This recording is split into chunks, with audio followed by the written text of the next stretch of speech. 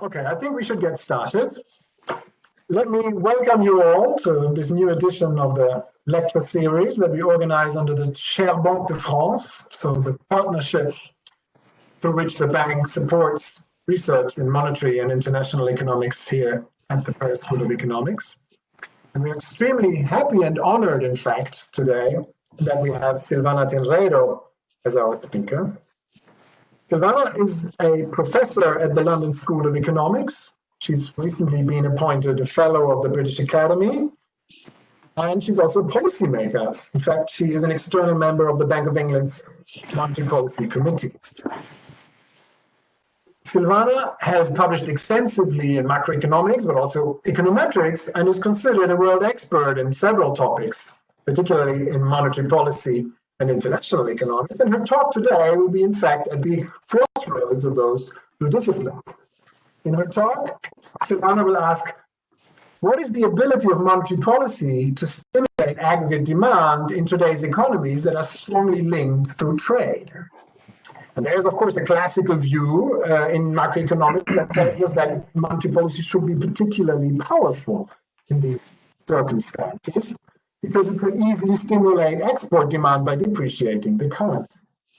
But this classical view has recently been challenged by evidence that actually most firms in many countries set the prices of their export products in dollars, or some other of a handful of dominant currencies. This is important because we think that once prices are quoted, they're not so easily adjusted. And that's what we believe gives monetary policy its power to stimulate the economy in the first place. But if prices are therefore sticky in the short term in dollars, then clearly they're not as easily affected by monetary policy or changes in bilateral. And Silvana will ask the question, how can monetary policy stimulate aggregate activity in this situation of dominant currency pricing? And we're looking forward to the answer that she'll provide in her book. Her discussant today, and I learned this yesterday, has received his PhD actually only very recently from Princeton University, but is already considered an expert in this new paradigm, it's being called, of dominant currency pricing. I'm talking about Dmitry Mukhin from the University of Wisconsin-Madison. And Dmitry, we're extremely happy to have you here today and that you agreed to discuss Silvana. I don't want to talk anymore, but just want to mention 2 or 3 practicalities. We have a new software here today that our communications team kindly set up for us, and that allows us hopefully to have better accessibility at the Banque de France and in other central banks. Your microphones will be muted as usual during Silvana's talk and during Dmitry's discussion, but there will be an open mic question and answer session at the end for about 15 minutes. But you can ask questions throughout the talks and the discussion by posting them in the chat. And I will monitor that and pass them on. So now let me give the floor to Silvana. Thank you very much for the invitation to speak today and for the generous and kind introduction. So the title of my presentation is Dominant Currency and the Impact of Monetary Policy, and this is joint work with Michael McLeay at the Bank of England. And the question, as Tobias said, is can monetary policy help stabilize the economy in a world of dollar dominance? And of course, the question of stabilization is a perennial one in international macroeconomics, but I would like to answer the question from the perspective of the many economies, often emerging or developing economies, that tend to export commodities or goods and services that are sold in highly competitive global markets. And I will focus in particular on economies that use the dollar as the main currency of exchange and invoicing. The goal is to understand how that dollar dominance affects the impact of monetary policy and the transmission mechanism. So let me start with the motivation. As highlighted in the work of Linda Goldberg and Cedric Thiel and of Gita Gopinath, The dollar is the main currency of invoice in international trade transactions. Even though international trade with the United States is only a little over 10% of global trade, nearly 50% of international trade transactions are invoiced in dollars. And this is illustrated in this chart, which I took from Gopinath and the IMF reports. The light blue bar here shows a country's exports to the United States as a share of its total exports.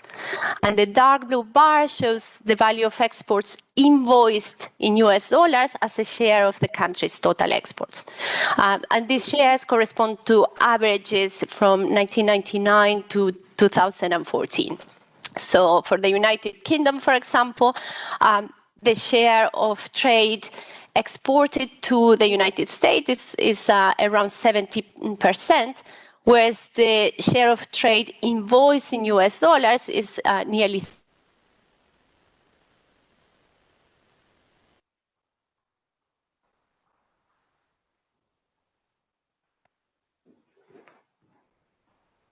I have lost Silvana for a second there. Argentina, for example, the trade to the United States is below 10%, and for Brazil, well below 20% as well. So the dominance... Silvana, we lost you for 1 second there. Okay. If you just be aware that we didn't hear all the discussion of the figure. Okay, so let me just repeat the last bit on Brazil and Argentina.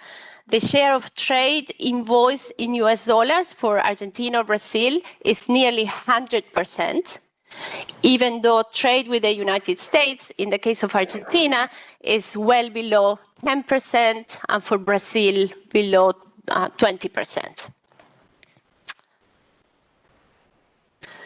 Now, the dominance of the dollar in international trade has led to a new paradigm that is shifting policy views. The inference that has been drawn from this dollar dominance is that an exchange rate depreciation by a non-US country invoicing in dollars does not provide a boost to exports. Or in the jargon, there's no export switching or expenditure switching towards that country's exports when the currency depreciates. And this, the argument goes, means that flexible exchange rates have a more limited role as automatic stabilizers, and hence the exchange rate channel for the transmission of monetary policy is weak or weaker than we thought. So this is a sentence or a couple of sentences that I took from the IMF. And it says, the following: exchange rate flexibility may need to be supported with other policies. Exchange rate changes have muted effects on the trade balance in the short term, including because of the limited response of export volumes. So the implication for policy suggested by the IMF and also the BIS is that other stabilization tools, perhaps even capital controls, should be deployed because exchange rate adjustments are not as effective as automatic stabilizers. And why is this? There are two key assumptions underlying the thinking, and they will be familiar to those of you who work with new Keynesian models. The first assumption is that exporters have monopoly power. And the second assumption is that prices are sticky. And in a dominant currency framework, they are sticky in US dollars. If prices are sticky in US dollars, an exchange rate depreciation by a non-US country does not change the export price in dollars. Hence, in the model, there's no expenditure switching to that country's products. In other words, there's no increase in demands or in quantities demanded just because the price is fixed. Now, I will argue that these assumptions are much less likely to hold outside the US. Many developing and emerging country producers tend to be price takers. They export commodities or commodity-like products with little, if any, market power. And while the prices of those products are typically quoted and invoiced in US dollars, those prices are completely flexible. And I should add that even in advanced economies like the UK, producers often face very elastic demands in global markets with quite flexible prices. But let me go through these points in more detail. This graph illustrates the logic underlying the dominant currency paradigm. This is an exporter with monopoly power facing a downward sloping demand. She maximizes profits, and importantly, the price she sets is fixed in US dollars. The vertical axis here shows dollar prices. Now, a depreciation of the currency in this case will shift downwards the cost curve. Think about labor costs, commercial real estates, or other non-tradable inputs entering the cost base of the producers. Those will tend to shift the cost curve downwards, as they tend to be set in pesos. So in terms of dollars, this will be a downward movement in the cost curve. Now, the depreciation of the peso here, or the home currency, will not lead to any change in the dollar price, and hence no change in the quantities exported. Profitability for this exporter increases, but quantities remain unchanged. Hence, the depreciation of the exchange rate in this case does not boost exports by this monopoly exporter. Now, what the standard new Keynesian model misses is that a large share of emerging and developing countries are commodity exporters. And these, incidentally, are the typical clients of the IMF. These commodity producers will tend to face perfectly elastic demands, as illustrated in this graph. Their prices are fully flexible, yet they do not move with the depreciation of the domestic currency. Why? Because the producer is a price taker and prices are determined in global markets. However, in this case, a depreciation of the home currency will lead to a shift downward in cost, just as before, and hence an expansion in quantities. The only constraint for this producer will be on the supply side, not on the demand side. Now, the thinking behind the IMF report and the work of Gopinath and co-authors considers this lack of pass-through from exchange rate depreciation to export prices as evidence of sticky prices in dollars. But that's, as this example illustrates, that's not really the case here. We can have lack of pass-through in a market in which prices are completely flexible, as illustrated in this example. So in some sense, the lack of pass-through to export prices is not a good test for this type of model.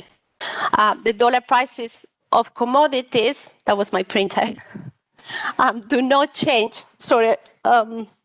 Do not change, but that's not because prices are sticky. It's because prices are perfectly flexible and set in flexible markets. Sorry, this is my 13-year-old printing. There you go. Sorry about it. But the exception. Sorry. Okay. Yeah. The perils of having children and teenage children. But the exception doesn't stop at commodities or perfectly homogeneous goods.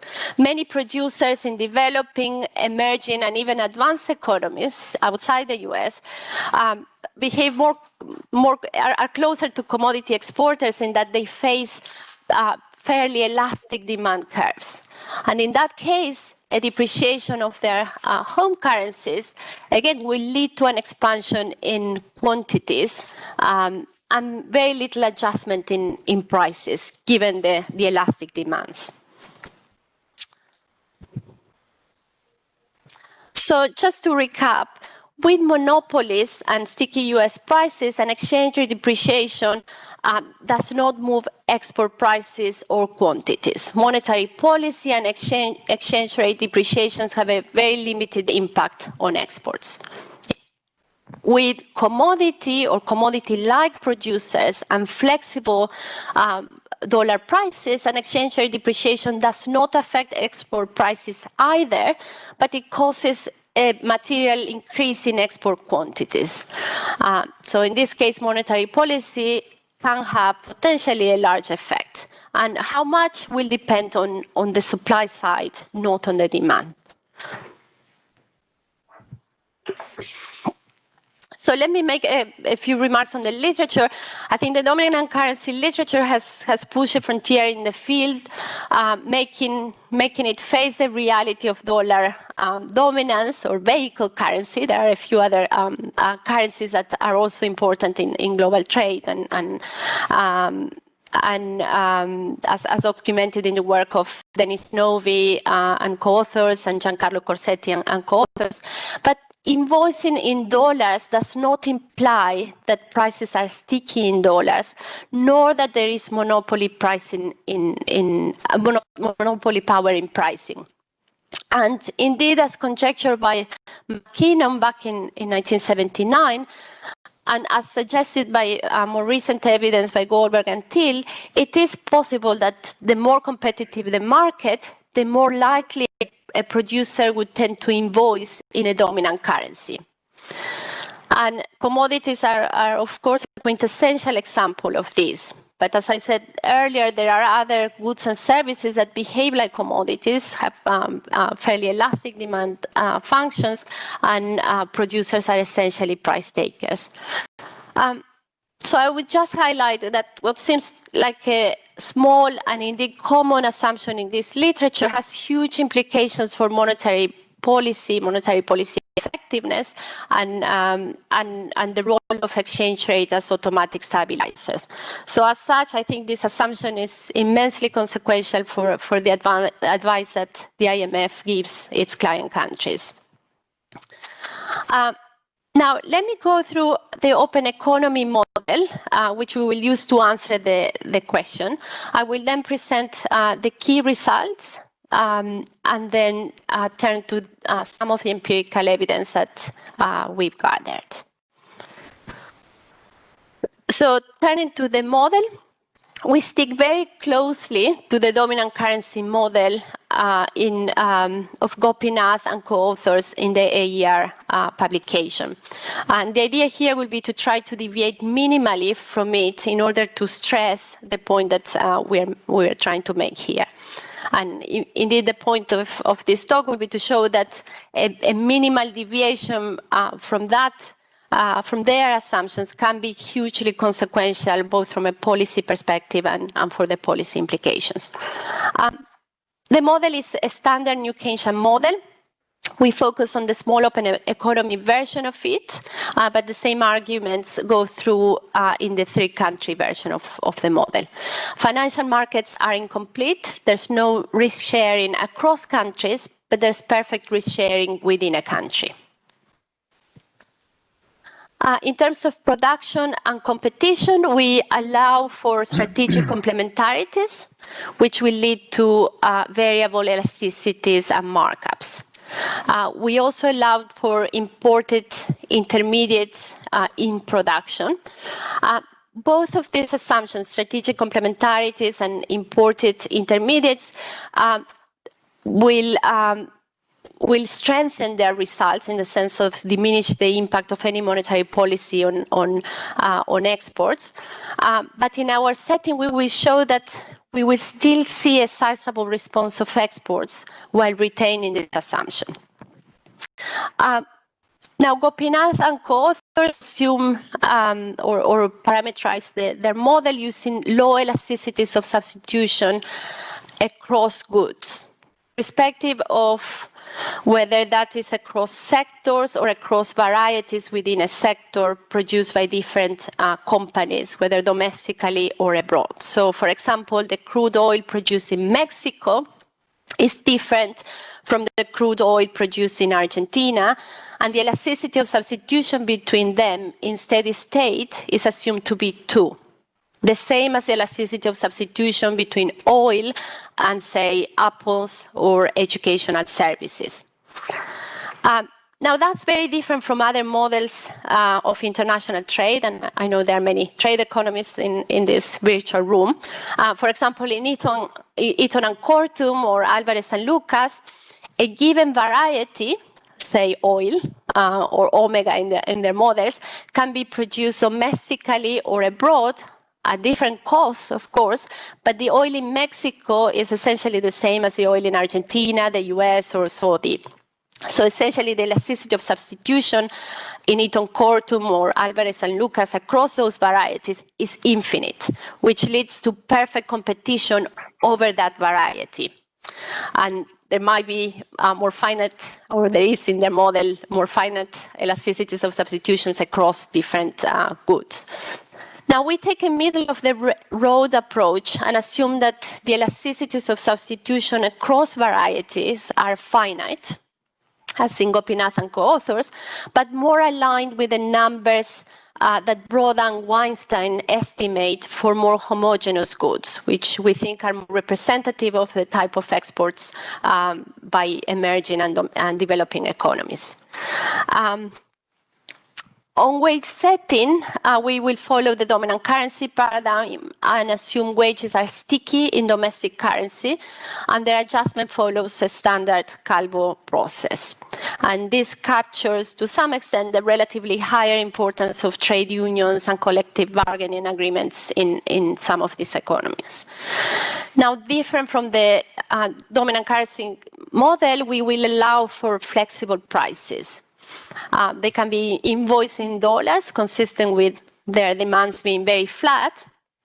And here, in parentheses, I should remark that one of the insights from state-dependent models is that when demands are very elastic, the cost of not adjusting prices is actually very, very high. A small adjustment in prices can lead to big changes in profits, big increases in profits. So the flatter the demand, the more flexible prices will tend to be. In other words, in more competitive markets, the assumption of sticky prices is less suitable or appealing. Prices are quoted in dollars, but there are no frictions making them sticky. And we will compare this assumption to the sticky prices assumed in the dominant currency model. So we consider, as I said, a small open economy. Here will be it will be denoted by H for home, and the rest of the world will be for which we will use R. So this assumes both the US and any other third country that invoices in dollars. Silvana, there's a question by Francesco who wanted to ask a question. Go ahead, Francesco. There is not.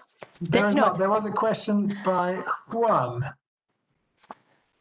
But if Juan, you should ask the question in the chat, because I believe you cannot unmute your microphone. And then Silvana, why don't you keep going, and I'll ask the question once Juan is ready. Sorry about that. Okay. The dynamics of the rest of the world here will be taken as exogenous. So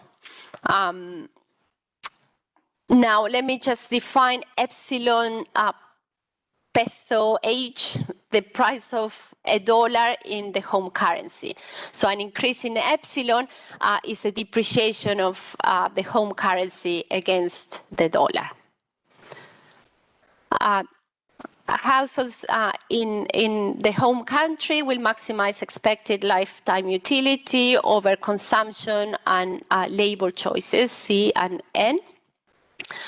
Consumption aggregates varieties, omega, which again can be produced either domestically or abroad.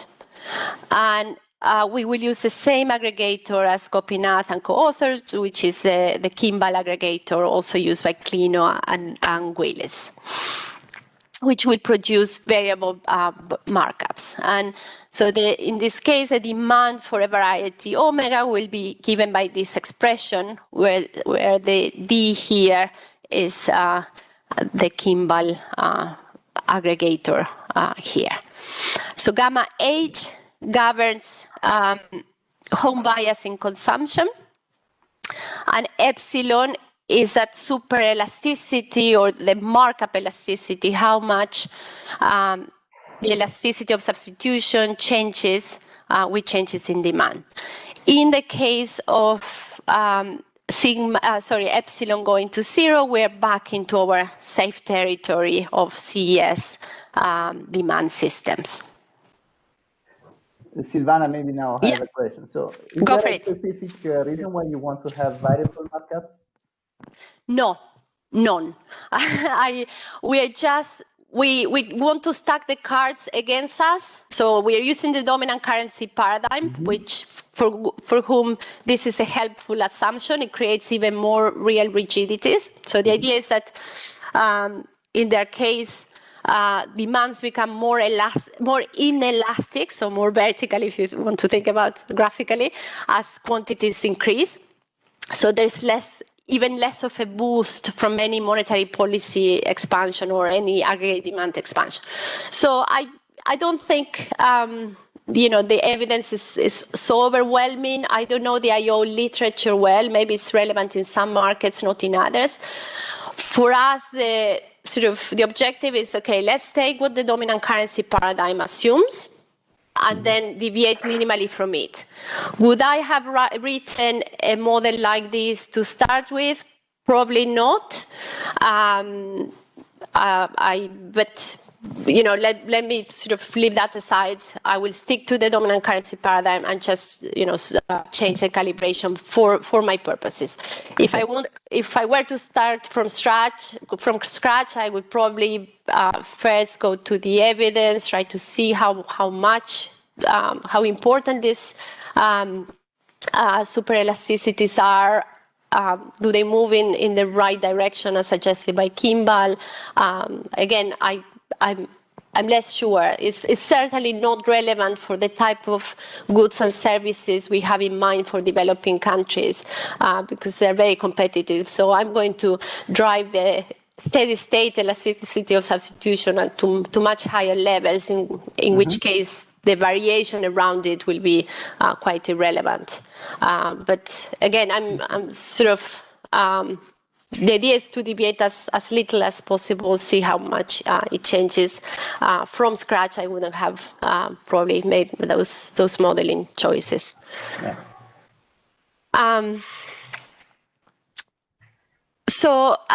Here, workers are differentiated by the trade union they belong to, which results in different wages at any point in time. Again, for simplicity, we assume we follow the literature and assume perfect risk sharing for workers at home. This is the budget constraint that we face by our agents here. Simply says that spending or consumption spending will equal minus any debt payments abroad or at home made by the agents will equal the wage bill, profits rebated by firms to agents, and any future debt, again, domestic or foreign. And the Euler equations in the model will lead to a standard UIP, uncovered interest rate parity condition. Now, the production process here will combine labor and an intermediate composite of intermediate goods produced abroad or at home. And we assume, again, as in the dominant currency paradigm, that these intermediate inputs are aggregated in the same way as the consumption varieties using the Kimball aggregator, which will lead to this simple or simpler demand expression for each omega variety. Producers use a CES combination of labor services, and that leads to a standard labor demand function. And as I said, the wage setting process will be subject to the Calvo friction. We will compare the flexible prices which, as I said, we favor, to the Calvo sticky price setting. Now, for sticky prices, or firms that are not touched by the Calvo wand in the sticky price setting, a depreciation will increase profits, but will not lead to any adjustment, as I said, on price or quantities. For firms that are touched by the Calvo ferry, there will be an adjustment in dollar prices, and quantities will move somewhat. In the case of fully flexible prices, the scenario I will highlight, the prices will equal just a markup over marginal cost. Now, we close a model with a simple inflation targeting Taylor rule with some smoothing. So rho is the smoothing parameter for the central banker. Phi is the weight the central banker puts on achieving the inflation target. And mu HT will be the monetary policy shock whose effect will be tracking. So the exercise here will be to shock this economy with a monetary policy impulse and track the response of the economy to it. So let me turn to the simulations now. So for our calibration, we follow Gopinath, except we're highlighted in red here. And in particular, for the steady state elasticity of substitution across varieties, we use values between 2, the value used in Gopinath and co-authors, and 17, which would be the elasticity implied by Broad and Weinstein for more homogeneous goods. For price rigidity, again, we vary the parameter from 0, or flexible prices, and 0.75, which will imply prices are adjusted once a year. The assumption in Gopinath and co-authors. We have a slightly different Taylor rule, but that's not going to lead to substantial differences here. So let me now describe what happens when there is a monetary policy expansion in the dominant currency paradigm with low elasticity. So all these plots are based on an elasticity of 2, sigma equal to 2. So the dominant currency paradigm is described in blue. That's the dollar pricing, and we can see what happens with the monetary policy shock. So there's a fall in the interest rate that leads to a depreciation of the home currency, depicted here. Now, the export price expressed in dollar for the home economy does not change. As we said, that was sticky, and there's a minimal change by only those lucky firms that get touched by the ferry. But basically, there's no effect. Same is true actually for dollar import prices. They should be in the same scale actually, but there's very little change in there too. Still, there is the slight increase in dollar prices does feed into inflation, and that's what we see here. But all that matters for export quantities is really the dollar export prices, and hence we see that export quantities do not or barely adjust in response to the monetary policy expansion, and that's a key message from the dominant currency literature. Again, wages adjust very little here, given the assumption of nominal wage rigidity in the model.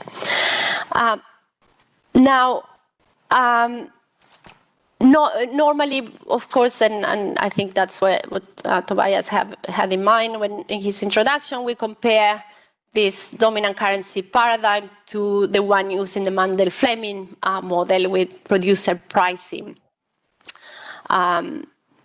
Producer currency pricing.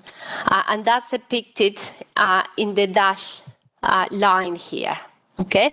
Now, with producer currency pricing, we see that virtually all of the exchange rate depreciation gets passed through into export prices, and that leads to a big adjustment in export quantities, illustrated here. Okay. The rest of the dynamics is very similar. Now, with flexible prices, instead, again, I'm sticking to the sigma equal to 2, we see a slightly higher adjustment in export prices, but not much more action, and that leads, again, to a fairly small adjustment in export quantities. Okay, so that's what an elasticity of sigma equal to 2 does in the model. Now, let me show you what happens when I change the value of this elasticity, and I consider an elasticity that is consistent with more homogeneous goods. And again, I'm using the estimates from Broda-Weinstein here. So the red lines, again, shows the response under flexible prices, and we have the same monetary policy shock leading to a persistent depreciation of the home currency. The export volumes now are an order of magnitude larger than what we had before. And in fact, they're much larger if you compare to the previous slide, much larger to the response of exports and their producer currency pricing. Oops, sorry. So we get a much larger response of exports in this setting, as consistent with the graphs I was showing you at the beginning. And this is despite the fairly muted response of dollar export prices that, again, do not change much in a quantitative sense. Silvana, can I ask a question there? So does that imply that the cross-sectional distribution of prices becomes much more dispersed? It depends on your, I mean, if you think there is dispersion in competition, there will be a lot more dispersion between export prices and domestic prices. And that's definitely something we see with depreciations. There's a bigger gap between export prices and domestic ones.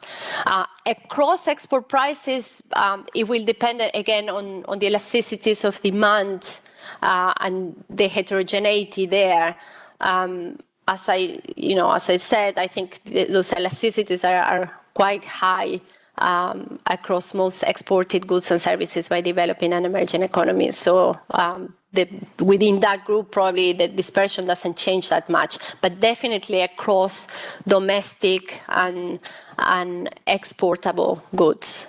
No, but you have, sorry, I was a bit taken by the chat, but you have cargo price setting in dollars for the exporting firms. Yeah, and then Calvo price setting in domestic currency for wages and for domestic products. Right. So then, given that now when you have these elastic demands, then the prices of price changes would react a lot. So maybe I don't fully understand. I don't want to interrupt you too much. Let's come back to it in the Q&A afterwards. Okay. Well, look, think of the extreme. You're a producer of commodities, okay? The depreciation of your currency doesn't alter your price in dollars, okay? So that price is defined outside your power, yeah? In terms of pesos, that is a huge increase. So in that sense, that price compared to your domestic prices and certainly your wages has increased by a lot. Yeah. So there's more dispersion in that regard.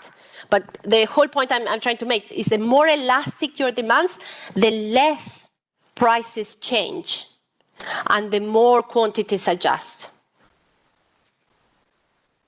Right. But so I'll come back to it in the Q&A. Sorry. Sounds good. Okay.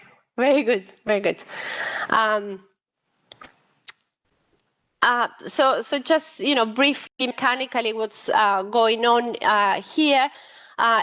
Let me assume for simplicity that, or let me call PR the price charge in the rest of the world by, say, an Argentinian producers. And then here we will consider what happens with prices either being fully flexible or fully fixed. Okay. Under dollar pricing and super sticky prices, nobody's adjustment, the change in dollar prices that the Argentine producer charges in the rest of the world does not change at all. Okay, that's what we saw. So the price that Argentinians set in the euro area doesn't change, assuming they're sticky in dollars. Under producer pricing, that's the Mandel-Fleming model, the price changes exactly by the magnitude of the depreciation. And under flexible pricing, this mu shouldn't be here. Sorry about it, so delete that. Under flexible pricing, the change in prices will be the combination of the exchange rate depreciation and the change in the marginal cost. In terms of quantities, in all these pricing frameworks, if I call YR the exports to the rest of the world, again by the same Argentine producer, the change in those exports will be given by the change in price times the elasticity of demand. When that elasticity is high, the flexible price export volumes will tend to adjust a lot. And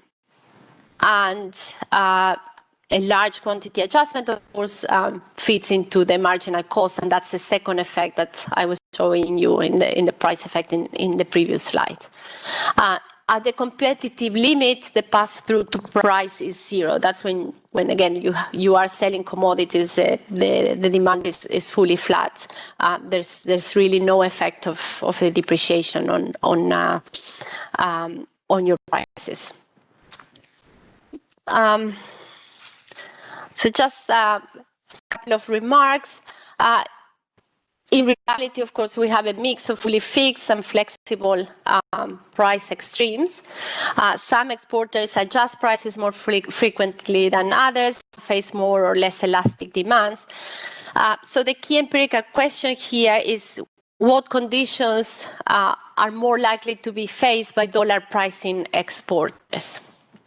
The cost of not changing prices in dollars will tend to be higher. As I said, the higher is the demand elasticity because a small change in price will tend to lead to big adjustments in profits.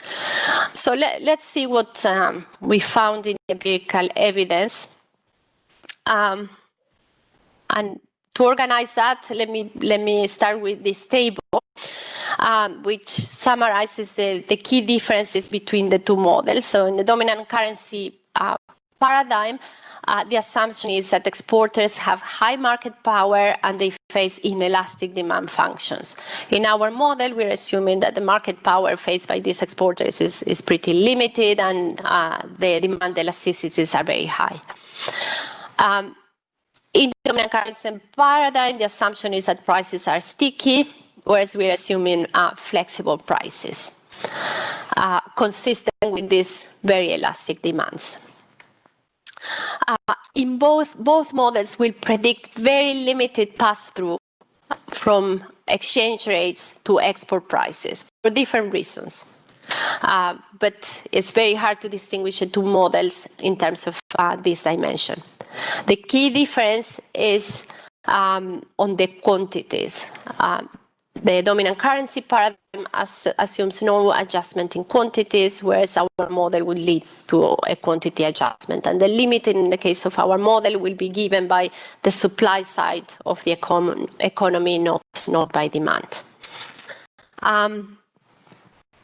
So let me start with what's out there. The first point I wanted to highlight it, which is a more theoretical one made by Bucket and Van Winkop.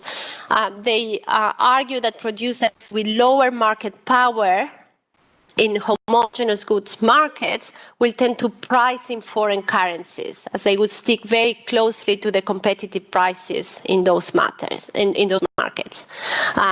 This is a chart that Bucket and Van Winkop show, and they put in the horizontal axis the percent of exports invoiced in the exporters' currency. So for the US exporters, that's most of their exports are invoiced in dollars. And in the vertical axis, they show the market share, average market share. And again, they find a positive correlation between these two. The lower the market share of the exporter, the lower the share of their exports invoiced in their home currency, or put differently, the more likely that they would be invoiced in a foreign currency. And this is in some sense echoed by arguments again that go back to Mukhin and in the work of Goldberg and Thiel. This is a chart I took from Goldberg and Thiel's paper. Here they show the share of total exports that are either homogeneous products or are exported to the United States versus the amount of invoicing share in dollars. So again, we see a positive correlation there. The higher the share of homogeneous goods or exports going to the US, the more likely that the countries will invoice in dollars.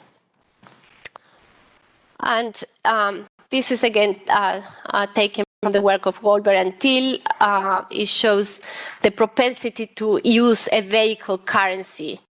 And so the column I want you to focus on is this last one. So it shows how likely it is for an exporter. These are Canadian. Sorry, these are imports in Canada. Sorry about it. So these are Canadian imports outside of the U.S. So from other partners, and the question they ask is how likely it is that those prices will be invoiced in dollars versus producer currency pricing. And they find that the likelihood of vehicle currency will increase for intermediate levels of homogeneity. They find zero actually for fully homogeneous goods, and I found that puzzling. The omitted category here is the differentiated goods. So they find that the propensity is higher for intermediate levels of homogeneity. They also find that that likelihood of dollar dominance is lower, increases, the lower is the exporting country market share in that industry. Again, relates to market power. The higher the market power of the exporter, the lower, less likely it will be to use dollars. And finally, they find that the propensity to use dollar pricing increases with the intensity of commodities in the industry. So that's the overall picture that we gather from the evidence. Dollar pricing is more likely in settings with more competition. And I guess, I mean, this is an obvious picture to show commodity prices, even though, again, they do not react to exchange rate depreciations or appreciations. They are fully flexible. They move. They move all the time at very high frequencies. So certainly, at the extreme, we can be confident that very homogeneous goods tend to be very flexible and invoiced in dollars. Now, by continuity, many goods and services in competitive markets also see very high frequency of price adjustment. And this is also in some of the earlier work by Gopinath and Nikolsky, although not as emphasized or not emphasized at all in the dominant currency literature. The key result there is that price durations are shorter for more homogeneous goods. So let me talk a little bit about the test. Exchange rates changes tend to have a very small effect on export prices in dollars. Now, the dominant currency pricing paradigm took that as evidence of stickiness, but I hope I have argued that's not the right inference. Commodity producers with very flexible prices also don't see any pass-through from exchange rate depreciation, but that doesn't mean that the prices are sticky. The opposite is the case. Lack of pass-through is evidence of high competition, high flexibility. So this as a test, the lack of pass-through to exchange rate, from exchange rates to export prices is really not a helpful test for the model. So more helpful would be to focus on the quantities. And here there are two approaches. One approach, that is the one taken by the IMF in 2019 and the ER paper by Gopinath and co-author, is to run bilateral trade regressions, gravity equations of trade flows on bilateral exchange rates. Now there are many problems with gravity equations. They essentially regress quantities on prices. So there are many issues in terms of identification. What are we identifying? A demand or supply curve? What are the omitted factors? So on and so forth. And most important, exchange rate movements are not exogenous. They happen for a reason, typically because the country is in a recession or exports are falling. That will lead to exchange rates to move. So it's very hard to read causal effects from exchange rates without strong instruments. But the problem is even more serious with gravity equations. One insight we got from those models is that it's very important to control for time-varying country fixed effects.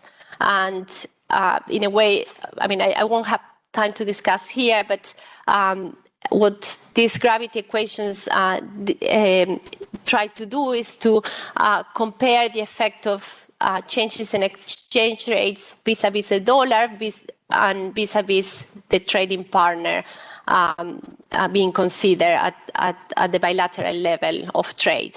And that's in principle not possible within the trade models as we think about them, because we also need to control for other time-varying fixed effects or factors that could correlate with the dollar exchange rate.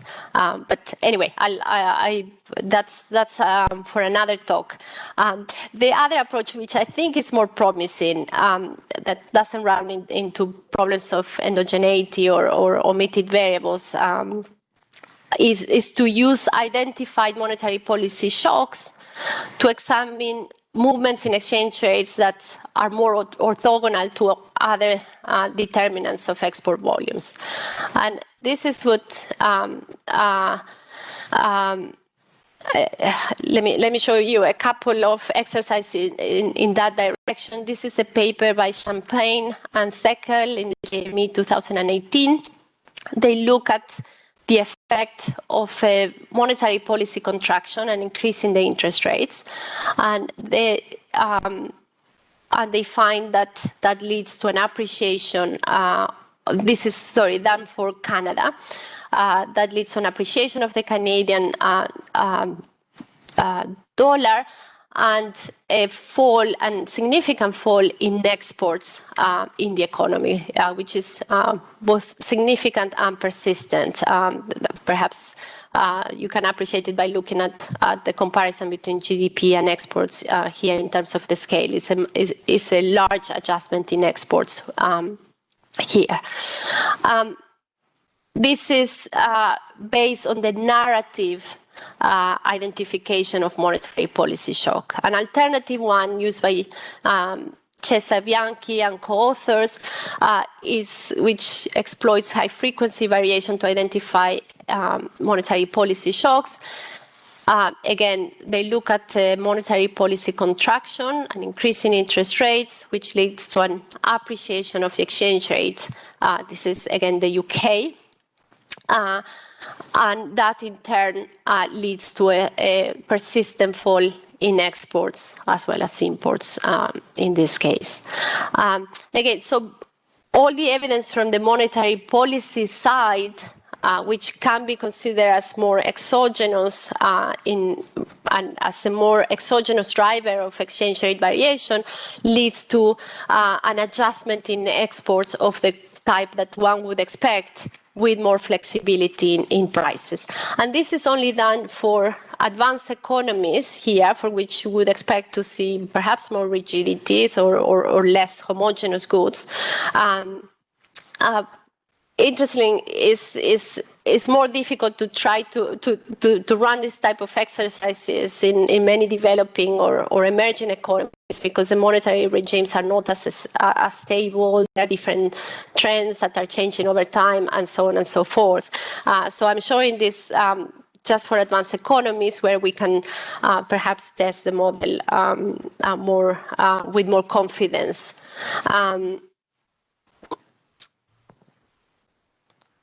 So let me try to wrap up now. As I said, I think the dominant currency paradigm has helped us a lot and has advanced the frontier, making us think deeper about the consequences of dollar pricing. But the standard framework has adhered to assumptions that are not consistent or with the realities of many emerging and developing countries, which tend to be the clients of the IMF, and for which some of the recommendations have been issued. So in particular, I think the evidence that they have monopoly power or sticky prices in dollars needs to be much more scrutinized. The empirical evidence we've seen suggests exporters invoicing in dollars are more likely to be flexible price takers. And commodities would be the extreme. Some of the evidence we've also seen from looking at CPI data also tends to suggest that there's more frequent adjustment for more homogeneous goods or raw goods in the work of Bills and Klino, for example, and there has been a lot of effort in other countries to also try to differentiate across different markets. As I emphasized in both frameworks, pass-through of exchange rate to export prices is very limited for very different reasons, and that has very different implications for export quantities. In more flexible, competitive markets, monetary policy and exchange rate changes can still stabilize the economy and cause changes in quantities via the trade channels, even with dollar dominance. And we think that this is more consistent with the evidence stemming from identifying monetary policy shocks. I will continue. I sort of stop here and wait for Dmitry, and look forward to other comments as well. Thank you very much, Silvana. That was perfect timing also. It's 4 o'clock sharp, so let's just, without any further ado, go to Dmitry, who will have to be made a host of the session first. I stopped sharing. Perfect.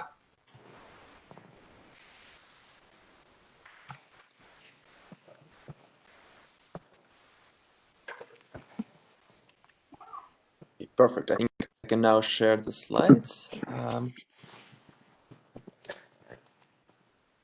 Can you see them? Yes, perfect. Yes. Perfect. If you put them on full screen, I think that would be even better. Try to do that.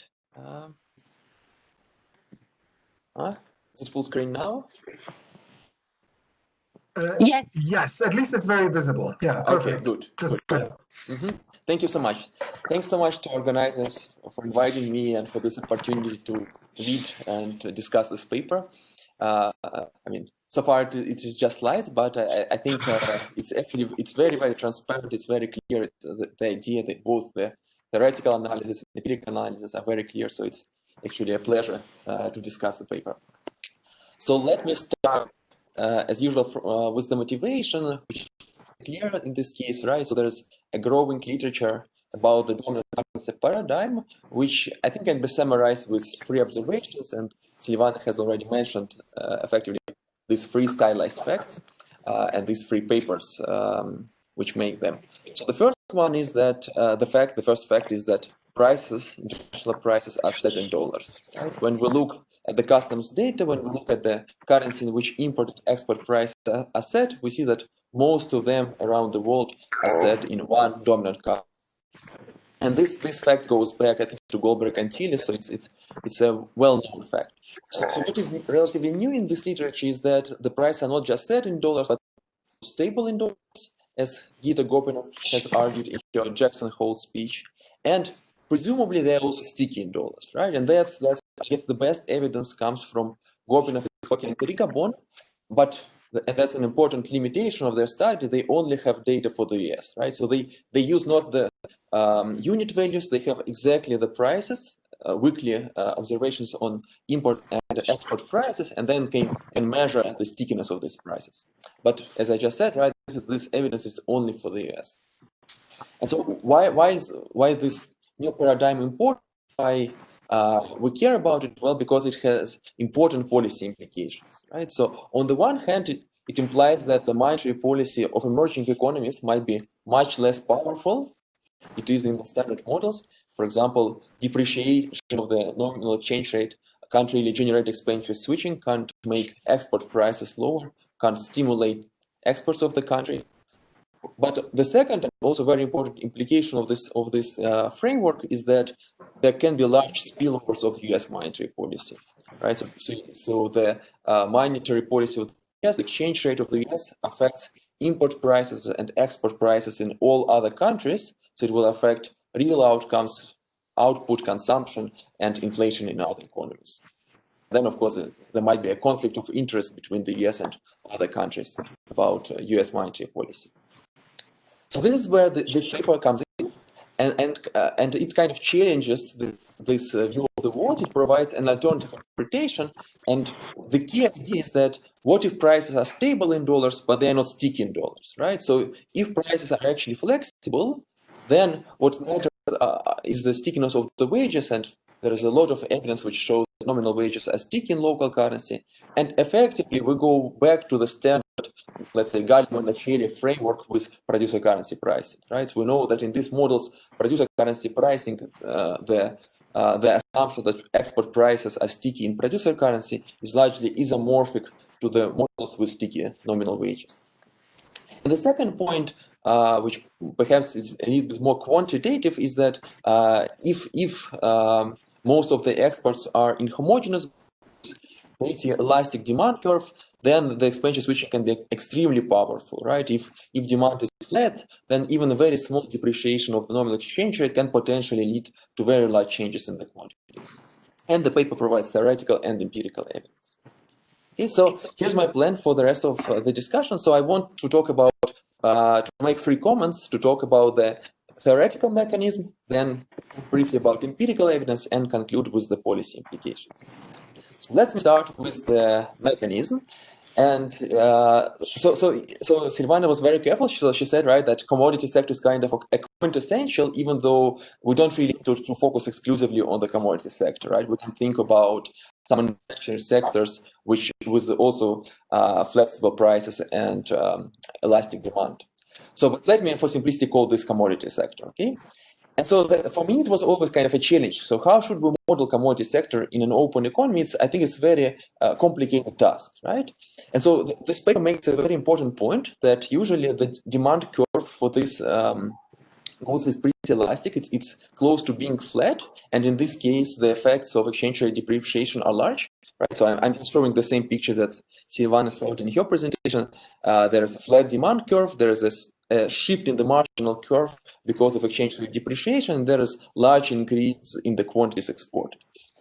And I understand that in this paper, the authors want to be as close as possible to the benchmark, which was established by Gita and co-authors. But at the same time, I think if we think seriously about commodity sector, we also need to think about the supply side, right? So this mechanism depends crucially on the elasticity of the supply curve or marginal cost of production. And in contrast to other manufacturing sectors, we know that commodities, they are not very labor intensive, right? We know that it's mostly about some fixed costs, and supply of these goods is not very elastic in the short run, right? So if we think back about the events that happened in this spring, we saw at some point oil price going even to negative values. And of course, that can't be a long-run equilibrium. Obviously, no one would produce oil if the price were negative. We just see that demand can shift very rapidly, but the supply doesn't adjust that fast, right? And that would be an extreme case when the supply curve is just vertical. And then, of course, exchange rate depreciation has no effect on the quantities exported. So that's extreme. Clearly, that's not true for most exported goods, but this becomes a quantitative question, right? So how steep is the marginal curve for these goods? And I guess most models which are calibrated for the manufacturing sector, they assume too flat marginal cost curve relative to the realistic curves for the commodity sector. So I think that would be interesting to see in the model. Now, my second comment is about empirical evidence, right? So again, I guess broadly speaking, we all agree that there are two. Neither of them are true in the data. It's not true that all prices, international prices, are sticky in dollars. We don't believe that all prices are flexible, right? And so the question is again where we are in this between these two extremes. So I think this is again a big question. I think the authors make a lot of progress in this paper. I think this will be an important question for the future research. But let me just make a small contribution. So bring some data that I had available, and so I used to do some back of the envelope calculations. So I use the probability of price adjustment from Nakamura and Steinson, right? So this is price stickiness for CPI and PPI. I use the elasticity of substitution at the sectoral level estimated by Caliendo and Paro, and I use the trade flows from the OECD database. So if we look at the sectors, so these are 18 sectors, 2 of them are commodities and 16 are manufacturing. And so these are the values from these 2 papers that I just cited, right? And so we can see expectedly for agriculture and mining, the probability of price adjustment is extremely high. So this is monthly probability of price adjustment, right? So for example, for mining, it's almost sure that price will adjust within the month. For agriculture, the value is also pretty high, right? So it is also high for food production, petroleum, and much more surprisingly for me at least, it is also true for transportation and vehicles. I guess it depends how exactly one classifies these products. So in terms of elasticities, again, we see some products with extremely high elasticity. So the estimate for the petroleum sector is above 50, right? For mining, it's about 15. And I guess that's the value that Silvana used in the calibration of the model. And then again, there are some other manufacturing sectors for which the elasticity of substitution is pretty high. So the next thing that I do, I estimate, so I take the price stickiness, I divide all sectors into the ones with high price flexibility and the ones with sticky prices, and I estimate for each country how much of its exports are in sticky prices. Okay, so here is the illustration of the results. So the countries which are dark are the ones which have a lot of export, which have sticky prices, right? So for example, for China, we know that China exports mostly manufactured goods, much less commodities, and so almost all these goods have pretty high price stickiness. In contrast, Russia and most Latin American countries, they export a lot of commodities, which have flexible prices, and so for them, the share of exports with sticky prices is pretty low. But kind of the main that I take from this picture is that there's a large variation across countries, right? So we say we have this idea of developed countries and emerging economies, but it really matters which emerging economies we have in mind. For Latin American countries, Russia, Saudi Arabia, for example, the share of exports with sticky prices is indeed extremely low. But for several East Asian countries, including India, for example, right, this share is much higher. It's above 50%. It's somewhere between 60 and 70%. So it might be the case that actually these two approximations with sticky prices and flexible work differently, might fit better some countries and worse other countries. So this is the same picture for elasticities. Again, I just take the sectors with high elasticity, with low elasticity, and again we see that there are large differences across countries, even though they're not perfectly correlated with the price flexibility, right? So these are two dimensions, and they are not really very highly correlated. So the main concern that one might have is that, okay, so country export prices which are sticky and goods which have flexible prices. So what if the prices that are sticky in the producer currency, but the goods which have flexible prices are invoiced in dollars, right? So that would be the worst case for the story about currency paradigm. So unfortunately, it's very hard to answer this question because we don't have disaggregated disaggregated data at the level of goods at the global level, but we can look at the separate countries. So what I did, I used the data set from Amities, Hoeke, and Koenigs, where they have data for Belgium exports and imports, and there we observe both the currency and the quantities, right? And so for each sector, we have the price stickiness. This is just taken from Nakamura and Stuyson. And then also we can estimate what is the share of dollar currency pricing at the level of this sector. And again, it's definitely not conclusive. It's just one observation for one country, which is not emerging economy, right? But this is just the country for which we have good data. And it turns out there is no really strong correlation between price stickiness and DCP shares, right? So there are, for example, a lot of sectors with relatively high price stickiness, and some of them have low share of DCP, others have high share of DCP, right? So in that sense, again, there is no strong pattern. It's hard to say that model with sticky prices in dollars or flexible prices in dollars provides a good approximation to all sectors. Okay, and finally, my last comment is about the policy implications, right? So Silvana emphasized that in her presentation, and I also started from that, right, that clearly the two models have very different implications for the monetary policy, right? So if prices are sticky in dollars, then there is almost no way for the country to stimulate its exports by exchange rate depreciation, but exchange rate depreciation can be very powerful if wages are sticky.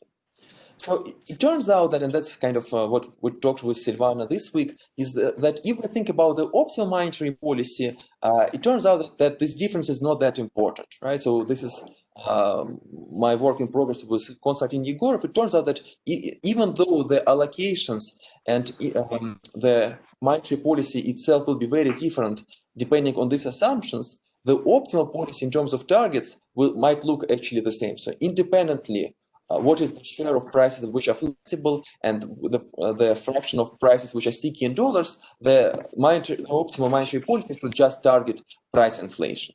Okay, and the last point here is on the other hand, the implementation of the monetary policy might be very different depending on the assumptions, right? And so, for example, if we take some emerging economy which produces mostly commodities goods, exports these commodities goods, but imports a lot of differentiated goods with prices sticky in dollars, its monetary policy will still depend in the end on the prices are sticky in dollars, right? So even though the export prices are completely flexible, the fact that import prices are sticky in dollars will imply that monetary policy will effectively import the monetary stance of the US, right? So when US appreciates its exchange rate, that will increase the prices of imported goods in other countries. And so to fight the rising inflation, the monetary policy in the economies will need to tighten monetary stance as well and to increase interest rates.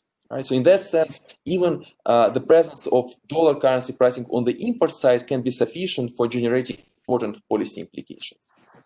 Okay, so let me conclude by just saying that I think this is very interesting paper. It's good to have alternative models, right? Because otherwise, how can you choose between them? I think this is an important research agenda, and there are a lot of questions which are still left open, and yeah, hopefully we will make progress in the near future. Thank you. Thank you very much, Dmitry, for a great discussion. Silvana, do you want to respond to Dmitry's comments, and then we open the floor? Yeah, thank you, Dmitry, for a really, really thoughtful and great discussion. And I will agree with you on the supply side. I mean, the key constraint on the expansion of quantities is not on demand, it's on the supply side. And there we can see, different elasticities in that supply side, depending on the sector. You said, well, most commodities do not use labor intensively. I'm going to disagree. I mean, for many agricultural products, they're highly intensive in labor. But there's another margin that I think is very important, and we were talking with Francesco before this, who is in the room, about this margin, which I think is very important in developing markets. There are many, many companies that are not competitive at appreciated exchange rates to sell abroad, but once you have the depreciation of exchange rates, they are able to very nimbly switch into the export market. So these are domestic producers that can scale up to the export market once you give them an exchange rate depreciation boost. So I think the supply capacity can be much more elastic than you have in mind because of this extensive margin adjustment, which I think operates. I mean, when you talk to companies in Latin America, they're always happy to have a depreciation because suddenly, even they're unable to sell abroad, but suddenly with the depreciation, they manage to become profitable again in export markets. Comment two, I mean, the results from Nakamura and Scienson that you cited, these are for the US, and I think, again, in the US, we might be seeing much more rigidity than in these countries that are used to much more frequent changes in prices. So I would say the US is kind of the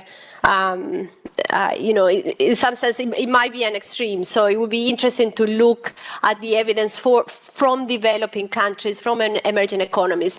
So my reading, for example, from the Alvarez and Neumeyer paper on price adjustment is that there's a lot more flexibility and much more frequent price adjustment in Argentina, the country they look at, than in the US. So, I mean, we're talking of different order of magnitudes here. So I feel more confident that prices are much more flexible, definitely in countries like Argentina. I was struck by your plot on sort of your map of China, because China was the outlier. All the other countries have quite more flexible prices, but China was black.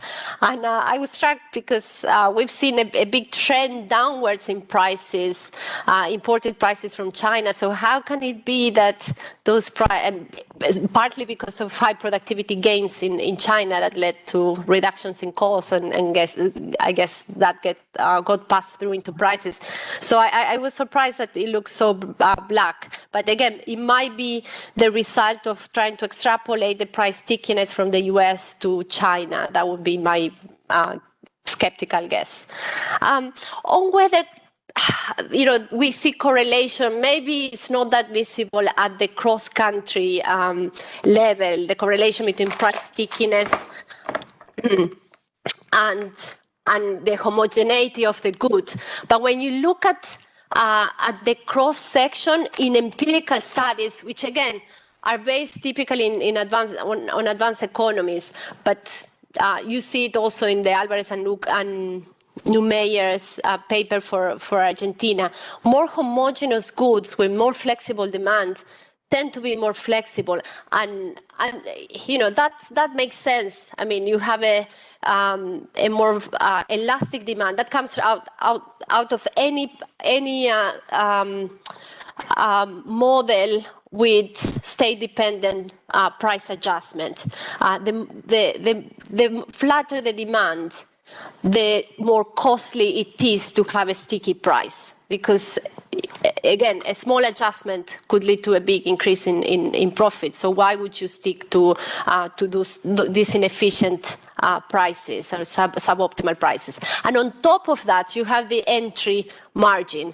Those entrants are not bounded by monopolist prices, so they can always come in and bid down prices.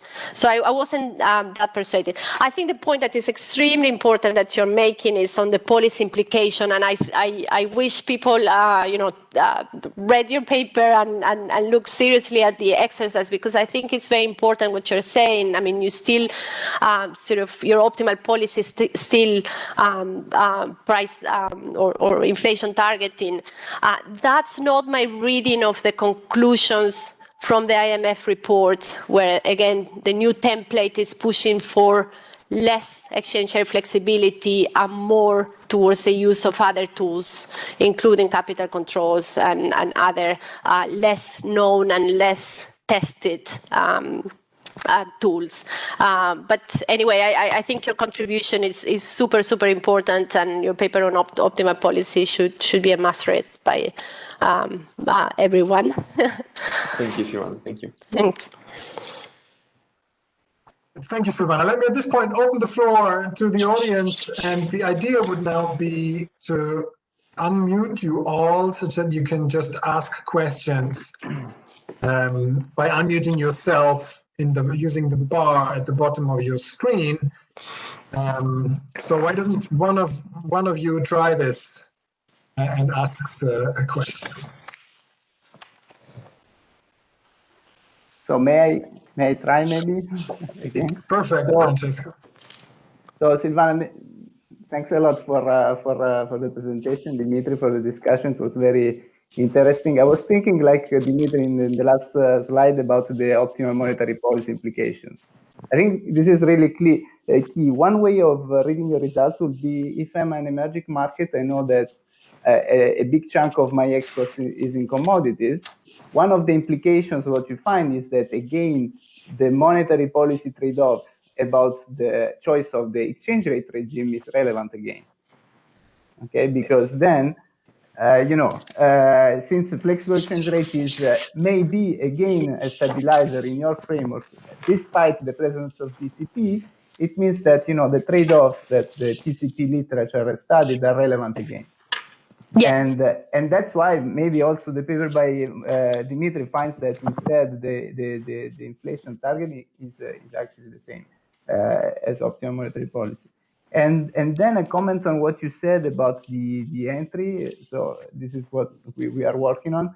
So one of the consequences of why you may prefer to have more managed regime, like the IMF is suggesting, is that having too much volatility at the extensive margin is bad. In the sense that because of the rigidities, the wage rigidities you have, you don't want to have too much uncertainty about who's going to be exporter.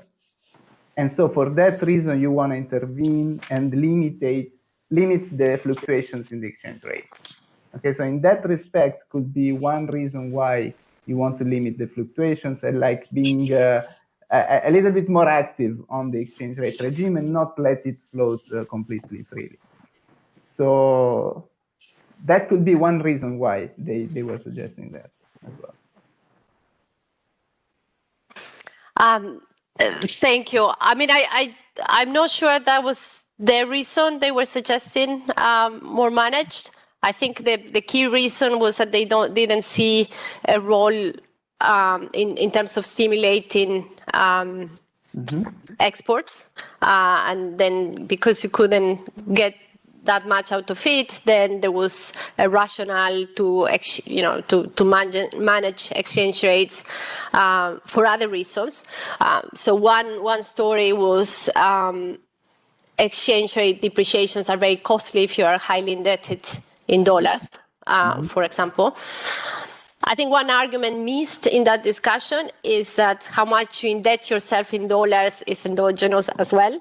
And if you expect your central bank to manage the exchange rate or fixed exchange rate, you're more likely to get indebted in dollars. The advantage of having a flex regime is that the pricing of dollar debt will be much more accurate, and that will act as a, sort of push back against any tendency to over-indebt.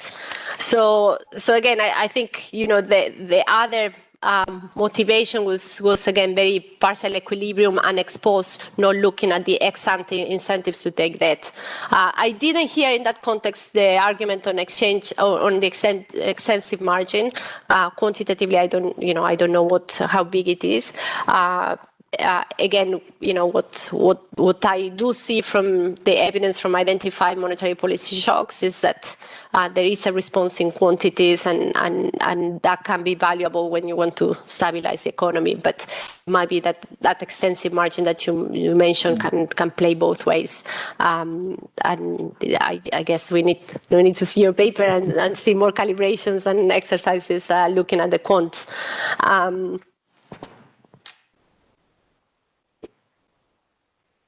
Okay, more questions from the floor? We have another 5 minutes or so. And you should all be able to just speak out and unmute yourself. Yeah, one question. I'm Antoine Berthaud from Banque de France. I was just wondering if you considered including imported inputs in your model, simply because, of course, the depreciation of the exchange rate is going to impact also the cost of intermediates, and it could be a key difference between commodity exporters and exporters of more differentiated goods. Commodity exporters are probably less integrated into global value chains. Exporters of differentiated goods are more integrated into global value chains. And as you were saying, so the reaction on the supply side is very key for the direction of exports to exchange rate depreciation. So this could be also an additional mechanisms that could differentiate the response of the two types of industries or countries. Yeah, that's a great point. And so we have imported inputs, and as I said, that attenuates any response. In some sense, it stacking the cards against us, because the larger the share of imported inputs in your production, the more harmful for your profits the depreciation will be. You will still win because the wage costs and land costs will fall in terms of dollar terms, but obviously this will be mitigated by any increase in costs from imported inputs. So we have those. What I have not thought, and I think that's a really, really good point that you're making, is that the supply chains that are very important for more differentiating goods than for commodities. So that's super interesting, and I haven't thought.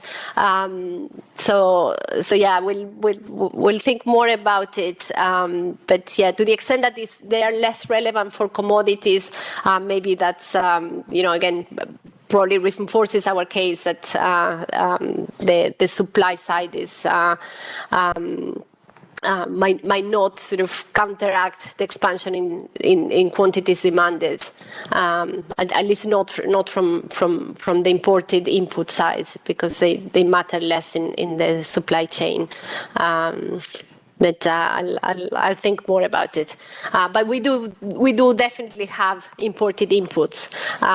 In fact, I think one thing, perhaps it's too big in what we have for countries like Argentina. So their role is probably exaggerated in our calibration, because we are taking the dominant currency paradigm calibration there, and it might be a bit too big. So. Just one quick question. I mean, can you hear me? Or yeah? Yes. This is related to Antoine, and also in the case of Argentina, for example, many domestic inputs are priced in dollars, and typically for commodities, one of the big shares of cost is land. land is typically priced in dollars too. So it's not only the imports, what matters how also the price of these inputs moves with dollars. And I would imagine that in other economies which are very dollarized, with more fragile external sector, that would be the same. So I think labor costs are definitely not dollarized unless you move to a very high inflation, and then everything breaks. Of course, once you go to the extremes of very high inflation, that's it. In terms of land, I think it's very mixed. Residential properties will tend to be priced in dollars, certainly in Buenos Aires capital, but I come from the interior, and there are dollars. You don't see many dollars in the province, and even in agricultural lands, I don't think they get adjusted as they would get adjusted in. Well, there are contracts in terms of, for example, you rent land in terms of kilos of soybeans, for example. So I think, it's just a general point that something, at least in our particular country, I think is important. But yeah. Yes, we will have to see how prevalent those are. Those are important for the calibration.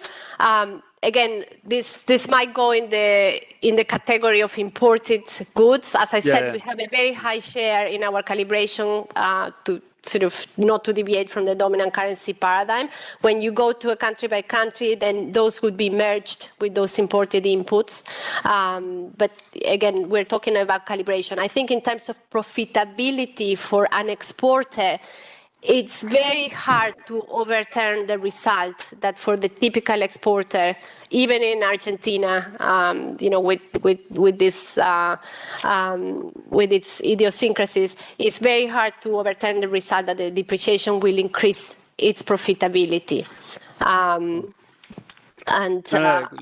Perhaps I can interrupt you there because I'm a little bit afraid that we're out of time. I have no problem with us keeping talking after the end of the seminar, but at this point, I think it's better to close the formal part of the seminar, to let those go that have other duties, and to thank, while we're all still there, Silvana and also Dmitry for their great presentations and what I thought was a very enlightening and stimulating discussion. So thank you very much. I'll see if I can find the applause button in my. There we go. And yeah, thank you very much. And if you want to keep talking, that's perfectly fine. But those that need to leave, thanks, Tobias and Dmitry and everyone for the comments. Thank you. Thank you.